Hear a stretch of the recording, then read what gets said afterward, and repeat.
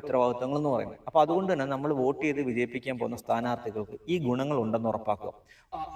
അതെ, ഇപ്പോ ത്രിതല പഞ്ചായത്ത് ഇലക്ഷൻ നടക്കാൻ പോവുകയാണല്ലോ. വോട്ട് ചെയ്യാൻ പോകുന്നതിന് മുമ്പ് ഞാൻ ഈ പറയുന്ന കാര്യങ്ങളൊന്ന് ഓർമ്മയിൽ വെക്കുക.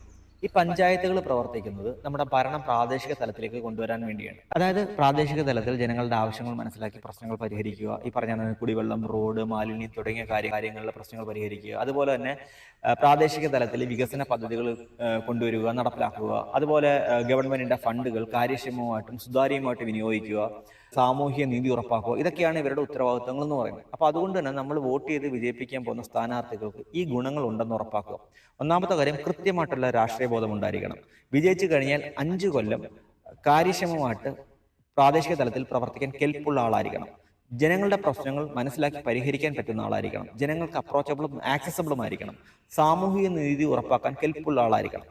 ഞാൻ ഈ പറഞ്ഞ കാരണങ്ങളല്ലാതെ മറ്റേതെങ്കിലും അരാഷ്ട്രീയപരമായിട്ടുള്ള കാരണങ്ങൾക്ക് മുൻതൂക്കം കൊടുത്താൽ വോട്ട് ചെയ്യുന്നെങ്കിൽ ഒരു പക്ഷെ ചില സ്ഥാനാർത്ഥികളെങ്കിലും നാളെ നമുക്കൊരു ബാധ്യത ആയേക്കാം. അപ്പൊ അതുകൊണ്ട് തന്നെ വളരെ ശ്രദ്ധാപൂർവ്വം ആലോചിച്ച് മാത്രം വോട്ട് ചെയ്യുക. ഈ വോട്ടെന്ന് പറയുന്നത് നമ്മുടെ അവകാശം മാത്രമല്ല, നമ്മുടെ ഭാവി നിർണ്ണയിക്കുന്ന ഒരു കാര്യമാണെന്നും കൂടി ഒന്ന് ഓർമ്മയിൽ വെച്ച്